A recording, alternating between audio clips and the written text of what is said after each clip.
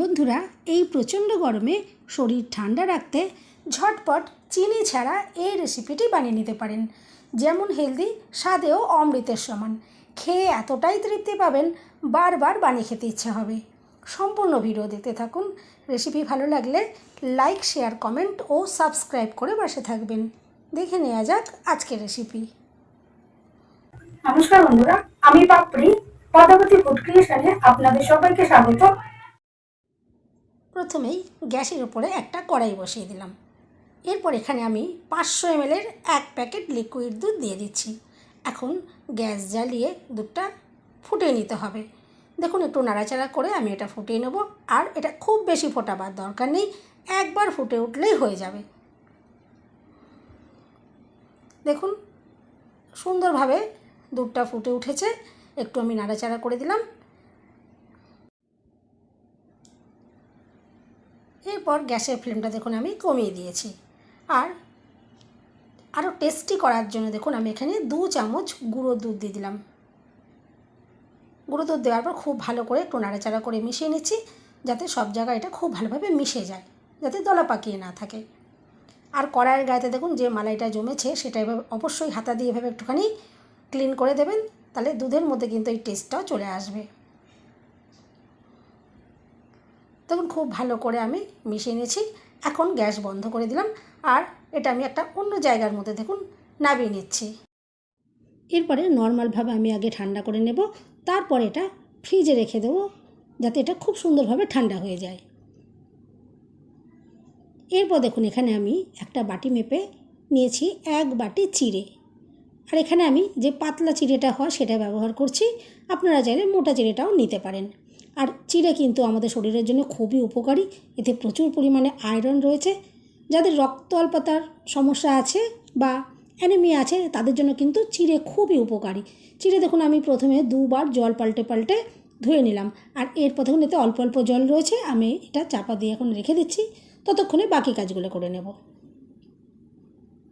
দেখুন এখানে নিয়েছি একটা পাকা আম।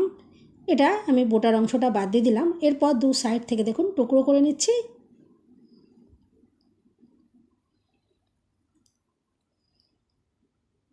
আর এরপর দেখুন সাইডের অংশগুলো দেখুন একটা ছুরি দিয়ে আমি এভাবে লম্বা লম্বা করে কেটে নিচ্ছি। আর তারপরে আমের টুকরোটা দেখুন একটু ঘুরিয়ে নিয়ে আবারও লম্বা লম্বা করে কেটে নিলাম। এখানে দেখবেন চৌকো চৌকো টুকরো হয়ে সুন্দরভাবে আমটা কাটা হয়ে যাবে। এভাবেই আমি আমের টুকরোগুলো করে নিচ্ছি। আপনারা চাইলে নর্মাল বটি দিয়েও কিন্তু যে কোনোভাবে টুকরোগুলো করে নিতে পারেন, কোনো অসুবিধে নেই। আমের টুকরোগুলো রেডি হয়ে যাওয়ার পর দেখুন আমি একটা মিক্সি জার নিয়েছি। মিক্সি জারে টুকরোগুলো সব দিয়ে দিচ্ছি। এরপর ঢাকনা বন্ধ করে মিক্সিতে আমি এটা পেস্ট বানিয়ে নেব। দেখুন আমের পাল্প সুন্দরভাবে রেডি করে নিয়েছি। এরপর এটা একটা জায়গার মধ্যে আমি ঢেলে নিলাম।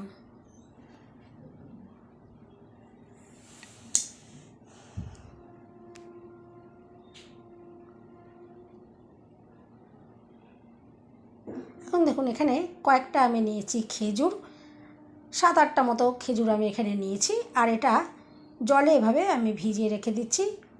10 মিনিট মতো এটা জলে ভিজিয়ে রাখলেই কিন্তু খেজুরগুলো সফট হয়ে যাবে। দেখুন আমি 10 মিনিট পর দেখাচ্ছি, খেজুরগুলো অনেকটা সফট হয়ে গেছে। আর ভেতরের যে দানাগুলো আছে, দানাগুলোকে দেখুন আমি বার করে দিচ্ছি।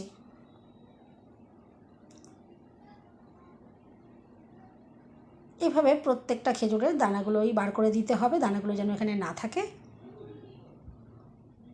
এরপরে আমি একটা মিক্সি জারের ভেতরে খেজুরগুলো দিয়ে দিলাম। এখন ঢাকনা বন্ধ করে পেস্ট বানিয়ে নেব। দেখুন মিক্সিতে ঘুরিয়ে আমি এটা পেস্ট বানিয়ে নিয়েছি। দেখে তো বুঝতেই পারছেন সুন্দরভাবে খেজুরের পেস্ট রেডি হয়ে গেছে। এরপর দেখুন যেই দুধটা আমি জাল করে ফ্রিজে রেখে দিয়েছিলাম, এখন এটা ফ্রিজ থেকে বার করে নিয়ে এসেছি। সুন্দরভাবে এটা ঠান্ডা হয়ে গেছে। দেখুন কত সুন্দরভাবে ওপরে সরটাও জমেছে।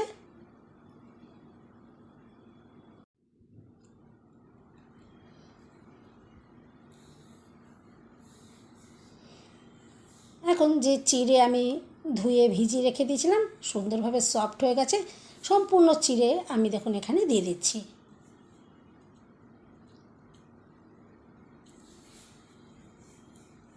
ভেজানো চিড়েটা দেওয়ার পরে ভালো করে দেখুন এখন নাড়াচাড়া করে মিশিয়ে নেব। দেখুন খুব ভালো করে এটা মিশিয়ে নিয়েছি। এরপরে আমের যে পাল্প তৈরি করেছিলাম দেখুন সেটা দিয়ে দিলাম সম্পূর্ণটা। আপনারা চাইলে আরও বেশি পরিমাণে ওখানে দিতে পারেন, কোনো অসুবিধে নেই। আর যে খেজুরের পেস্ট আমি তৈরি করেছিলাম দেখুন খেজুরের পেস্ট দিয়ে দিচ্ছি। আর এভাবে যদি খেজুরের পেস্ট দিয়ে দেন তাহলে কিন্তু এই ডেজার্টটার ভেতরে চিনি দেওয়ার কোনোই প্রয়োজন পড়বে না। খেজুর থেকে সুন্দরভাবে একটা প্রাকৃতিকভাবেই আপনারা মিষ্টি ভাবটা পেয়ে যাবেন। আর তাছাড়া আমের পাল্প দেওয়া হয়েছে, আমের পাল্প থেকেও কিন্তু সুন্দর মিষ্টি আসবে। আর আমি এখানে যে আমটা ব্যবহার করছি খুবই মিষ্টি, একটু মিষ্টি আম ব্যবহার করবেন, দেখবেন চিনি দেবার কোনো প্রয়োজন পড়বে না। খুব সুন্দরভাবে কিন্তু প্রাকৃতিকভাবেই মিষ্টি ভাবটা আসবে, খেতে অসাধারণ লাগবে। এরপর দেখুন আমি এখানে কয়েক রকমের ফল নিয়ে নিয়েছি। আপনাদের হাতের কাছে যে ফলটা থাকবে সেটাই কিন্তু ইউজ করতে পারেন, কোনো অসুবিধে নেই। আমি এখানে দেখুন ছোট ছোট কুচি করে শসা, আপেল, আম, কলা এগুলো দেখুন দিয়ে দিয়েছি। আর একটু তরমুজের টুকরো, আমের টুকরো দেখুন এখানে দিয়ে দেব। তবে এত রকম দিতে হবে তার কিন্তু কোনো মানে নেই। আমি আবারও বলছি, হাতের কাছে 2-1 রকম থাকলেও সেটা দিতে পারেন, কোনো অসুবিধে নেই, খেতে অসাধারণ লাগবে।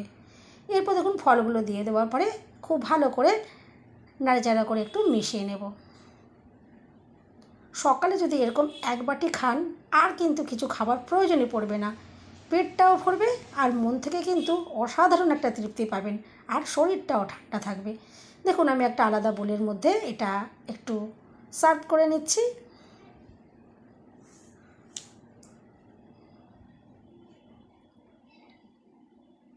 এরপরে ফলের টুকরোগুলো দেখুন আমি আবারও একটু সাজিয়ে দিলাম যাতে দেখতেও সুন্দর লাগে।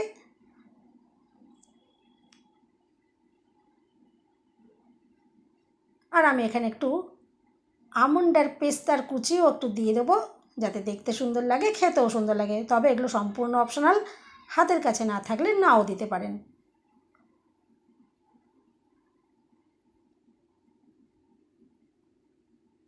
দেখুন এগুলো একটু দিয়ে দিলাম। আর উপর থেকে দেখুন 1 চামচ আমি মধু দিয়ে দিচ্ছি। এতেও কিন্তু প্রাকৃতিকভাবে একটা মিষ্টি ভাব আসবে, খেতেও অসাধারণ লাগবে। আর যদি নুন দেবার একটু যারা নুন পছন্দ করবেন তাহলে কিন্তু যখন চিড়ে ভিজিয়ে ধুয়ে যখন মেখে রাখবেন তার ভিতর সামান্য 1 চিমটে নুন দিতে পারেন। আমি এখানে নুনের ব্যবহার করলাম না, এমনিতেই এটা অসাধারণ লাগছিল। কিন্তু যারা একটু সামান্য নুন পছন্দ করেন এখানে দিতে পারেন। দেখুন সম্পূর্ণ ডেজার্ট একদম রেডি। সকালে 1 বাটি খেলে আর কিছু খাবার প্রয়োজন পড়বে না। বন্ধুরা রেসিপি ভালো লাগলে একটা লাইক দিতে একদম ভুলবেন না। সাবস্ক্রাইব করে পাশে থাকার অনুরোধ রইল।